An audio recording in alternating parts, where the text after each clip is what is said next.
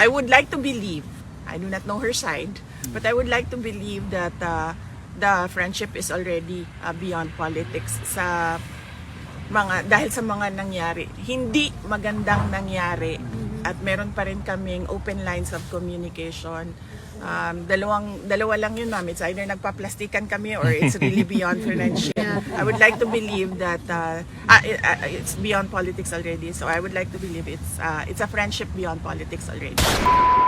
Kanya-kanyang bayan. Willing kami buong Kanya-kanyang Pilipinas bayan. at buong mundo tumulong. May pera nga kami. Yun din po ang Willing kami napag-usapan. buong mundo, ma'am. Napag-usapan namin magkakapatid na hindi tumanggap ng donation at hindi humingi ng tulong. At kung kailangan man magbenta ng mga gamit, ay yun ang gagawin para magkaroon ng financial support sa aming kailangan gawin dito. Ma'am, Yes. may pronouncement si Senator Amy Marcos. Parang obviously she's now no longer part of the administration party. Did she even communicate with you? Because you were friends before. We're still friends, ma'am. Opo. Inimbita nga niya ako doon sa second hearing, ma'am. Unfortunately, the last 4 days dito medyo hectic na siya kasi tinatapos na namin yung organization at sistema. So medyo hindi ko na. At saka 3 a.m. kasi sa oras natin dito yung kanilang hearing doon. So medyo mahirap talaga siya para sa akin na umattend ng second hearing. Pero kung meron namang future hearings na meron silang tanong sa akin tulad ng kung anong nangyari sa Hong Kong or anong nangyari pagdating ni Pangulong Duterte sa Manila, willing naman po ako sumagot. At yes, so yun, inimbita niya ako, ma'am, kaso hindi kaya ng schedule ko na gumawa na umattend online. But I am open in the future hearings in the event that she needs my input in the committee hearings that she is conducting in the Senate. At magkaibigan pa rin kami, ma'am, hanggang ngayon wala namang problema doon. I think siguro I would like to believe, I do not know her side, but I would like to believe that the friendship is already beyond politics dahil sa mga nangyari. Hindi magandang nangyari at meron pa rin kaming open lines of communication. Dalawa lang yun, ma'am. It's either nagpa-plastikan kami or it's really beyond friendship. I would like to believe that it's beyond politics already. So I would like to believe it's a friendship beyond politics already. Vice President, there's a statement by the Senate President, Chis Escudero, that he said, as of February, you are now not a longer Vice President anymore. It's a contradictory statement. It's because the impeachment process is not even started. So how are you going to react with regards to his statement that you are no longer president as of February? Okay.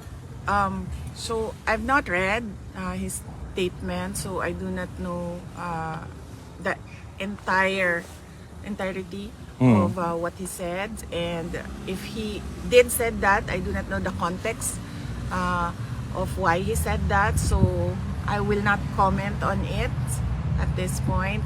But if I read the statement, I will let you know. Okay, thank you. One follow-up question. Opo, ma'am. 3 years down the road, alliances.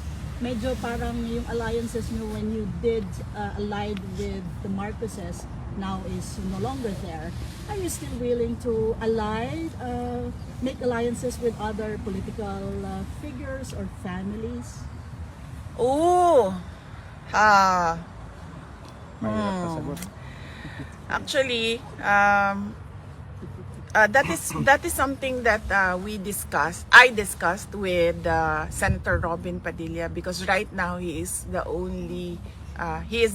president of PDP Laban, and their chairman, former President Rodrigo Duterte, is inside the detention unit.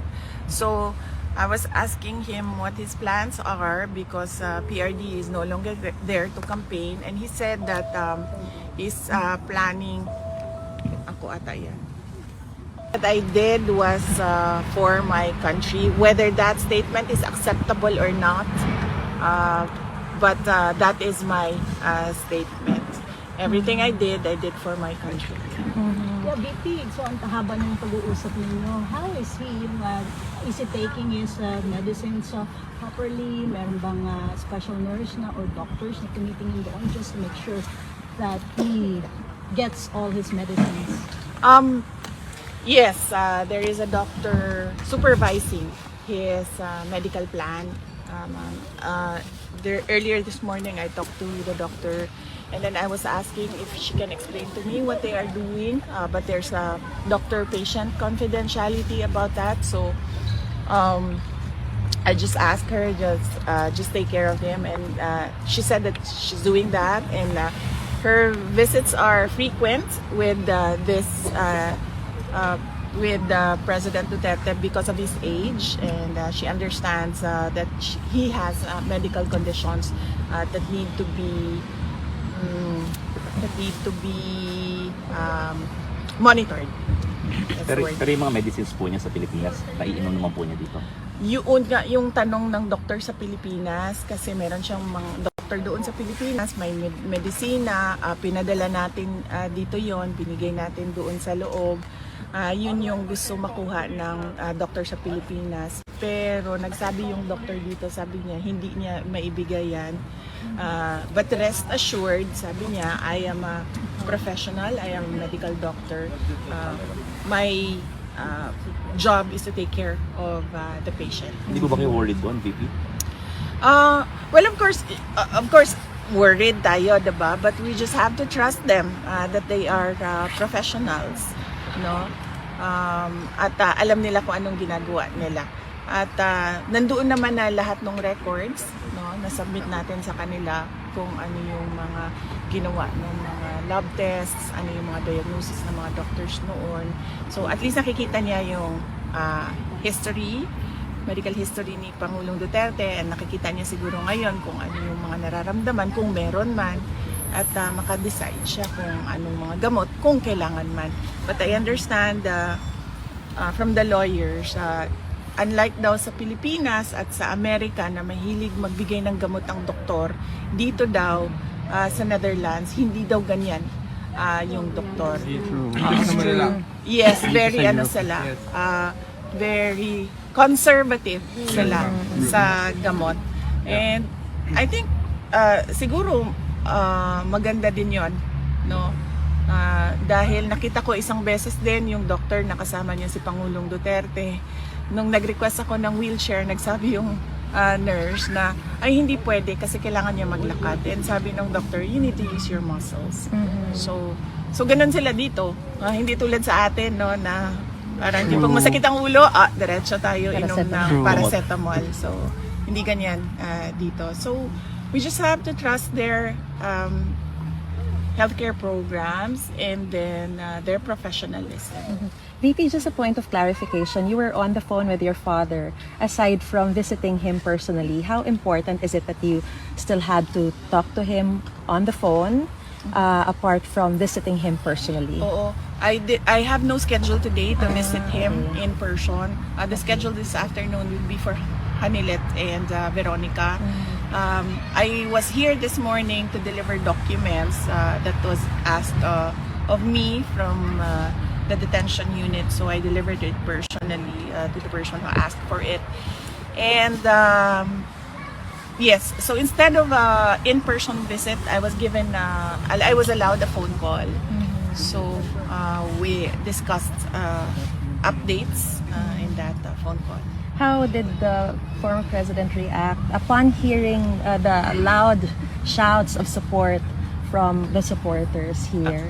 Yes, nagtanong siya, sabi niya, merong mga kababayan sa labas in English kasi we're only allowed to speak in English because all our conversations are recorded.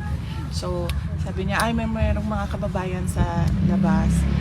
Yun, sinabi niya, please extend them my thank you we all hope for the best, and everything I did for my country, whether that statement is acceptable or not. But everything I did for my country, and I want that message out to the world. VP, on another note, do you think Senator Imy's committee's investigation can still play a meaningful role or contribute to your pursuit of justice regarding your father's arrest, considering the palace's directive preventing cabinet secretaries from attending the legislative hearing under the claim of executive privilege? I'm not hopeful for the case of President Duterte getting justice from the government and the administration right now. But I hope that it will not happen again to another Filipino. So that is the value of the committee hearings right now. Maybe they can come up with rules, guidelines, or laws that that thing that happened to President Duterte, like it's called extraordinary rendition in international law, doesn't happen to others. So it would be an example of what should not happen to a Filipino inside our country on Philippine soil. Sinabi po ni Attorney Kaufman kanina that the core defense team has already been completed. So does this mean that your duty or your task here is finally done before you go back to the Philippines and continue your role as Vice President, even as you continue your role as Vice President while you're here in The Hague? Yes, everything is organized with the lawyers, and there is already a system for the family with regard to the visiting here in the detention unit. So yes, and that the last document that was needed of me, I delivered it this morning to the person inside who asked for it. So yes, my task is done. It's And that, well organized. does that mean that you're ready to go home? Yes. I'm excited to go home. I just booked the travel arrangements to go home. Will you seek legal aid from the ICC? I do not know what the discussions of because there's lawyer-client privilege. No? So I do not know the discussions of Nick and Attorney Kaufman and the former president with regard to professional fees. Vice President, you say your father's message to the rest of the world is everything I did it for my country. How should the rest of the world interpret that? Is that an acknowledgement of responsibility, or can you help us understand what he means by that? Unfortunately, I cannot speak beyond his words. So I guess he expected that there will be different interpretations because he said whether that statement is acceptable or not. That is my statement. So, but unfortunately, I cannot give you an interpretation, and I do not want to go beyond his words. We were cut during our interview a while ago about alliances. Yes, ma'am, sorry. Yeah. Alliances. So I discussed that with Senator Robin Padilla because he's the remaining. Because there were two of them before, the chairman, former President Duterte, and the president of PDP, and that is Senator Robin Padilla. And I was asking him what will happen to your campaign, and then he said that we will continue the campaign. And I was thinking of how I can help. I'm not part of PDP, but I was thinking how I can help them since President Duterte is already inside the detention unit, and I'm still thinking about it, ma'am. Maybe on my travel back home, I will have time to reflect on what to do next and how to help the country through the campaign and the elections. Clarification lang, VP, dun sa pag-uwi niyo po sa Pilipinas, yung mga nabanggit niyo po to kanina in terms of gastos. Opo. Paano po ba yung gastos po dito? Sabi niyo kanina may mga nagbibenta na lang kayo ng gamit imbis na humingi ng donasyon. Can you please elaborate lang po yun? Oo, may nagtanong kanina kung paano daw yung gastusin namin na magkakapatid dito dahil palitan kami sa pagpunta dito at pagbisita kay Pangulong Duterte. At nasabi ko kanina, sabi ko si Hanilat naman merong mga negosyo long-established way, several decades na siguro yung negosyo niya. At ako naman may trabaho, may other income din ako. Yung mga kapatid ko may mga trabaho din, may mga sweldo. At I'm sure meron din silang other income. So, ang arrangement namin ay KKB o kanya-kanyang bayan. Hindi namin napapag-usapan. Hindi rin kami naghihingian ng pera. Napag-usapan namin na hindi tumanggap ng donasyon at hindi humingi ng tulong. So kung kailangan man na mag-dispose ng mga kagamitan para masuportahan yung mga pangangailangan sa pera, ay yun ang gagawin namin. Because kung napapansin nyo, yan yung natutunan namin sa tatay namin.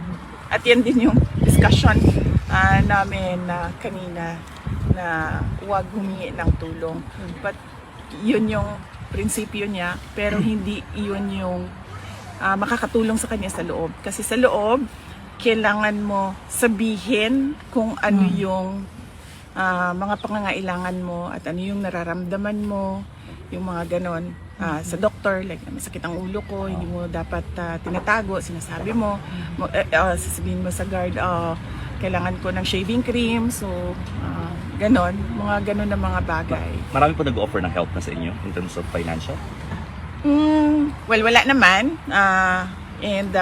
Well, gusto ko lang din malaman ng mga tao na hindi kami tumatanggap ng donasyon, hindi kami humihingi ng pera, at wala po kaming inauthorize na kahit sino man na tumanggap on behalf of the family. Klaro yun sa aming magkakapatid.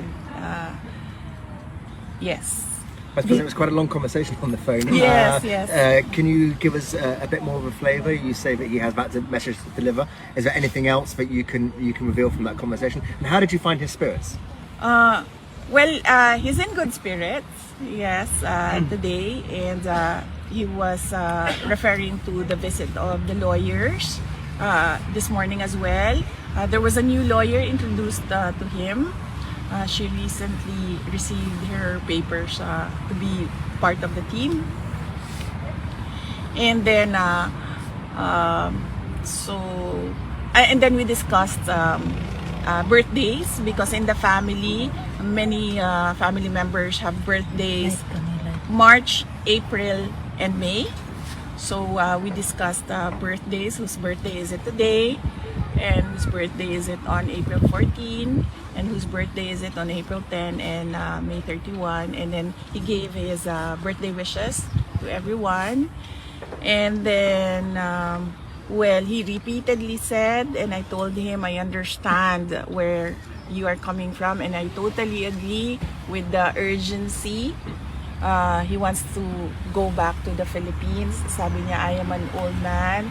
I can die anytime, but I want to die in my country. And I told him that we understand that you want it now and it is urgent. And he said yes. And I told him that the lawyers are working every day on your case, and there is a lawyer every day visiting you, explaining what they are doing. How does he spend his days? Well, he said that he went to, I think there's a common room inside. So he mentioned that he went to the common room.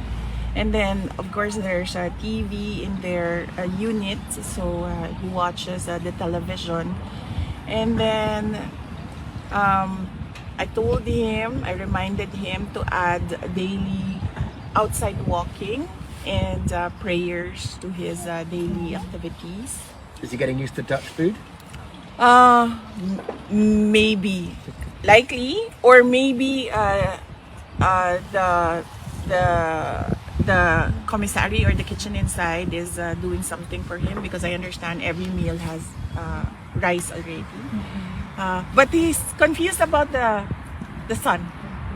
So he said he's telling me it's 8 p.m. and there's still sunlight. The sunrise and the sunset. So yes, And has he had contact with other detainees? I would assume yes, because he said that he went to the common room. That's what he called it, the common room. So I would assume there are other detainees there in the common room. Would he reconsider writing his own memoir? That is something that I told him the first few days that I was visiting him, just write a book. And then he said that, and I told him, Rizal wrote No Limitangere and El Filibusterismo, and he answered me, at what age did Rizal write his book?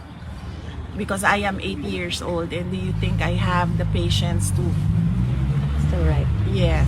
Pipi, kamusta daw po yung laundry ni tatay?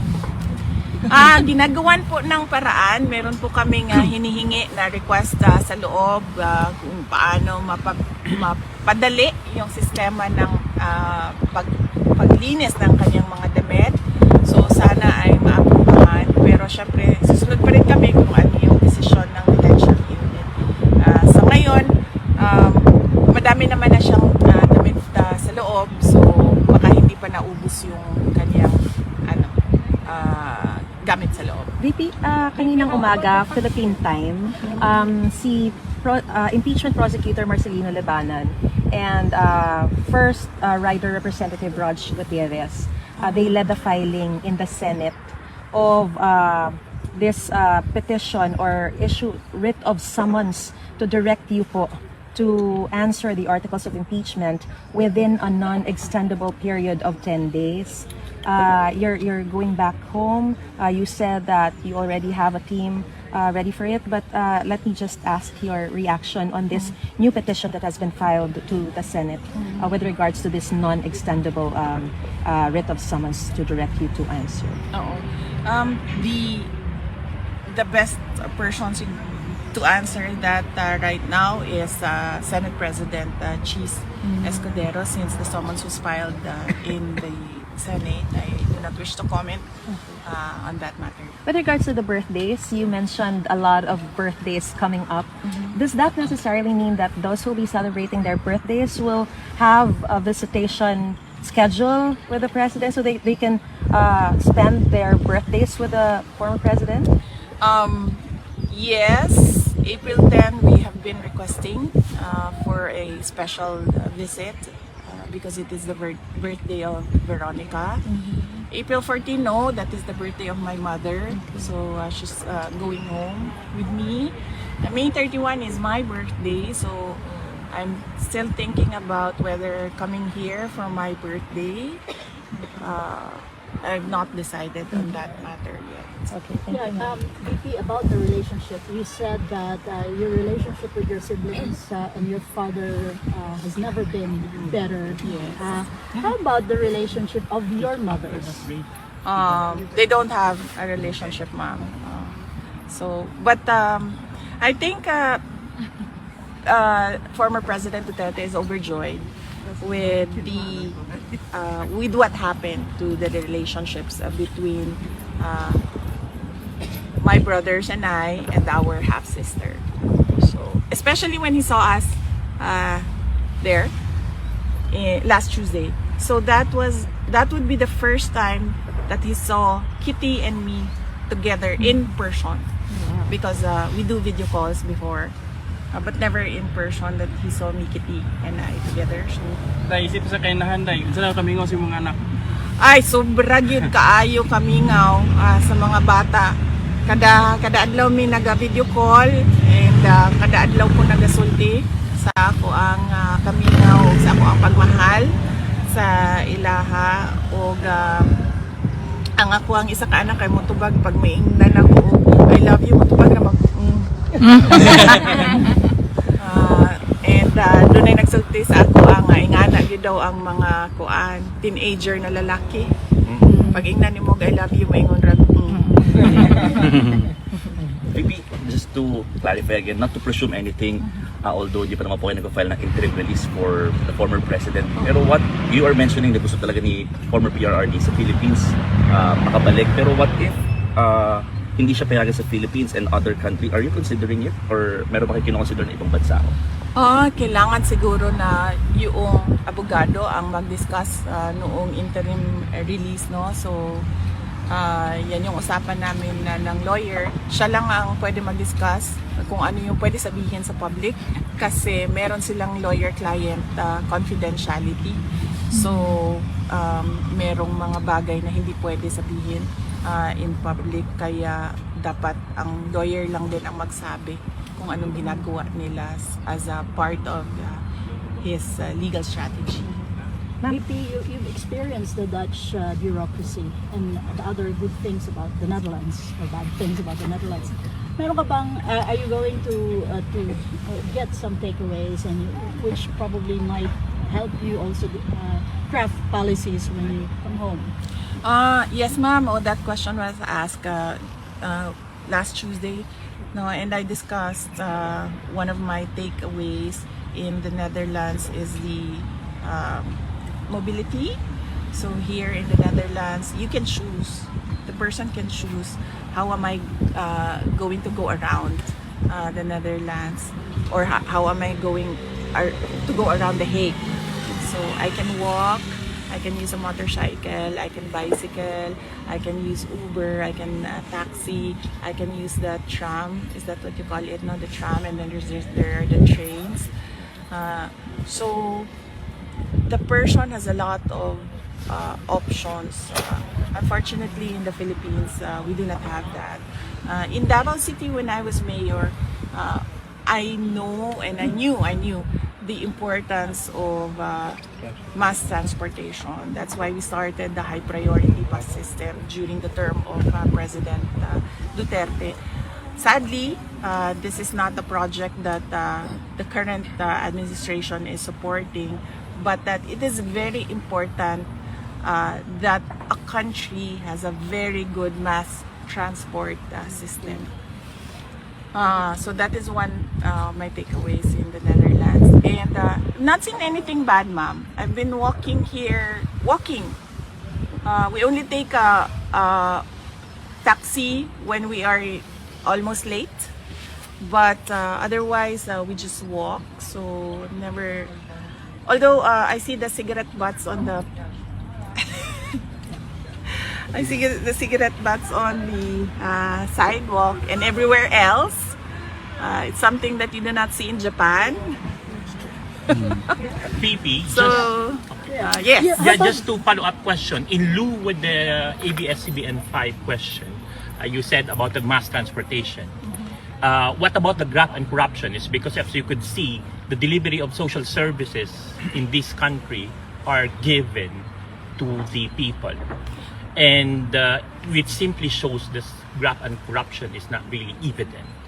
So how are you going to, if that would be one of your take home, the mass transportation, what about the graft and corruption in our country, which yes. is really blatant?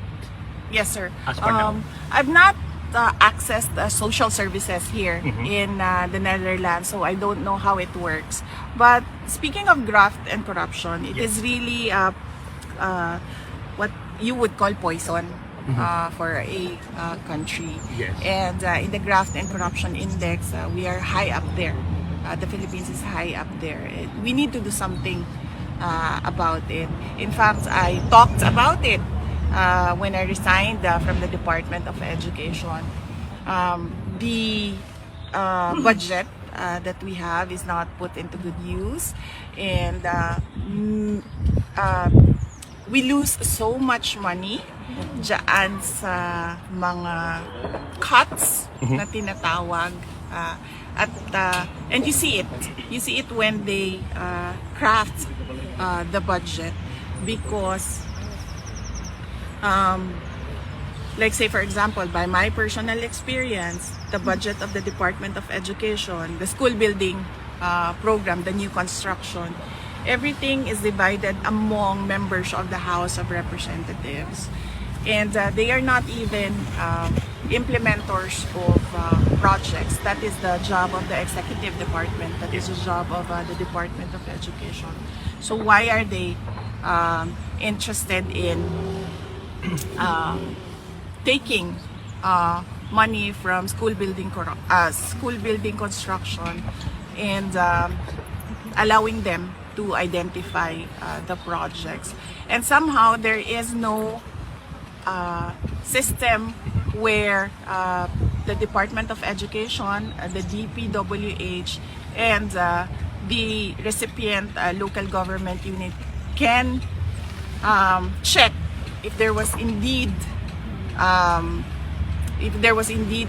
new construction of the school building, and if there was indeed a new construction, if the construction was up to the standard of the construction of a school building.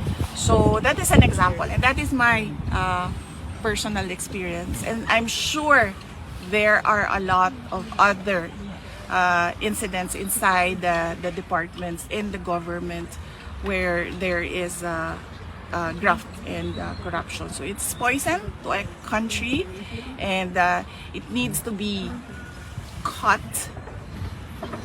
It needs to be taken out so that the money of our resources are put to good use. BP, ano na lang, naiba tayo.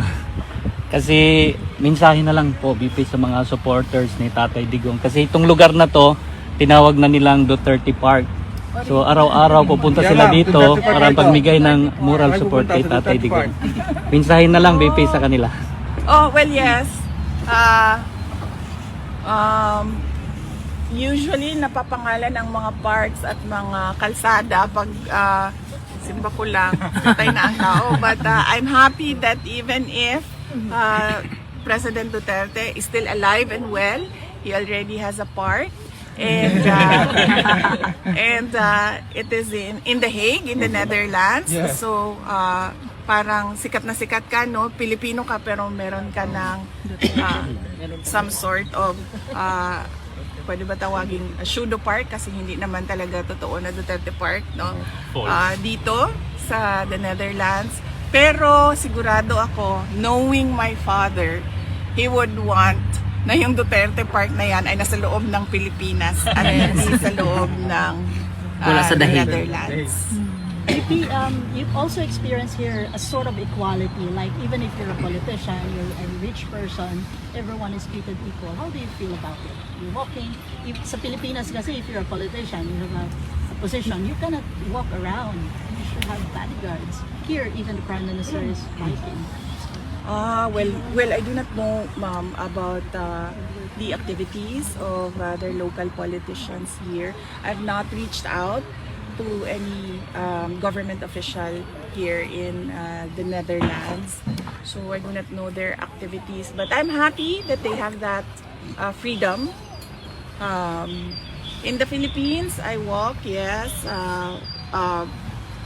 we have security, but mainly because it is their duty to protect the person. So I'm happy that they have that freedom. I hope we have that freedom as well in the Philippines. I'm not really more concerned about my security, but usually I use the security for the convenience of the public. Kasi pag lumalabas ako, minsan nagkakagulo. So, naiirita yung ibang tao. So, para lang hindi maabala yung ibang tao na ginagamit yung security. Pero I hope we have this freedom as well. Nasubukan ko siya dito, nakapaglakad ako. Sana man lang ay meron din tayong ganyan sa Pilipinas na hindi maabala yung ibang We understand that you are the next of kin since the former president is no longer married. But will there be anyone who will be given the right to conjugal visit, which according to the law of the ICC would be given more time as compared to the other visits? For my peace and security, I will not answer that question, ma'am. If you have the opportunity to ask that of the former president. You can ask him who he wants to have. Sorry, let's go na. Bye-bye. Bye-bye. Thank you, VP. Yes, sir. Picture, bye. Balik sa UK o sa Sunday ba? Oo. For PDP, no? For PDP. Opo. Mensahe lang sa mga supporters doon dito. Opo. Kay OGC o mga supporters ng PRRD para sa PDP. Okay, sige. Maraming salamat sa Kingdom of Jesus Christ members at maraming salamat sa supporters ng PDP Party sa suporta ninyo sa mga senators ng PDP. Unang-una na si Senator Bato de la Rosa, si Senator Bongo, si Senator Attorney J.V. Himlo, si Senator Attorney Raul Lambino, Senator Attorney Jimmy Bondoc at si Senator Philip Salvador. At wag po natin kalimutan na meron pong mga guest candidates ang PDP. Ito po yun ay si Senator Attorney Vic Rodriguez, Senator Attorney Rodante Marcoleta, si Senator Dr. Richard Mata, and si Pastor Apollo Kibuloy. Senator Pastor Apollo Kibuloy. Na napakalaki ang ating pagpapasalamat dahil sa tulong ng SMNI at ng KOJC na mapaabot ang mga balita sa ating mga kababayan sa buong mundo. Pahabol ma'am sa Belgium karungkuan. Sunday po. Oo. Nasabi ko London, no? UK nasabi. Kanina, no? Okay. Karon sa Belgium. Okay. Maraming salamat sa ating mga kababayan sa Belgium, sa ating mga members ng Kingdom of Jesus Christ, sa mga supporters ng PDP Laban, sa inyong meeting de avance para sa mga senador ng PDP. Unang-una na si Senator Bongo, si Senator Bato de la Rosa, si Senator J.V. Hinlo, si Senator Raul Lambino, si Senator Jimmy Bondoc, si Senator Philip Salvador. At meron po silang mga guest candidates napakahalaga dahil kailangan yung 10 ay maalala ninyo. Si Senator Vic Rodriguez, si Senator Rodante Marcoleta, si Senator Richard Mata, and of course si Senator Pastor Apollo Kibuloy. Isipin po natin na marami silang magagawa para sa ating bayan. Unang-una na lang ay baguhin ang muka ng governance and government sa ating bayan. Maraming salamat sa inyo dahil sinuportahan ninyo ang panawagan ng PDP na itong 10 ang iboto para sa Senado ngayong darating na halalan sa buwan ng Mayo. Thank you, ma'am.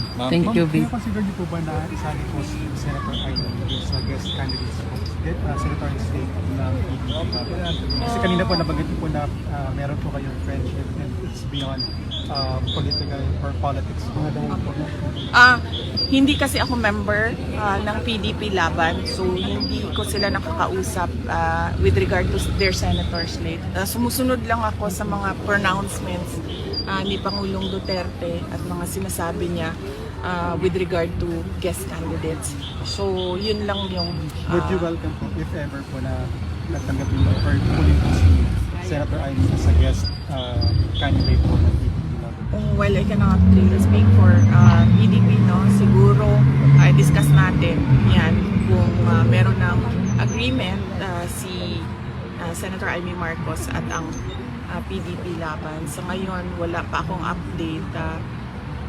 Antay ako ng balita galing kay Senator Robin Padilla. Saka pag uwi po ninyo, makakakuha po ba kayo ng phone call kay President Duterte? Katulad po na nangyari sa inyo. Yeah, sinabihan ko siya kanina, sabi ko kung pwede ba siyang tumawag everyday. Tapos sasabihin niya daw sa guard kung pwede tawagan ako. Yes. Sinabi ko sa kanya, my phone is open 24 hours a day. The detention unit knows my phone. It's isa lang ang number ko since 2004. So yan yung pwede niya tawagan. At sabi ko, it's 24 hours a day. Pero meron lang kasi silang allowed time para tumawag. Kaya sinabi ko sa kanya, please ask them that you want to call me every day. So ako na yung nagsabi sa kanya na you want to call me every day. Hindi ko lang alam kung gusto niya. But, well, yes, that phone call was probably the longest in my 46 years, no, with my father. That phone call was probably the longest. Ilan yun? Almost 30 minutes. Half an hour. Oo, almost an hour. Kaya kapunin niyo yung phone naman kanina. Oo, niyakap ko na. Kasi sumasandal na ako sa puno para ma-relax yung paa ko. And it's good to hug trees, no? You get their energy. Except that, well, buhay pa itong tree na to, so okay lang siya.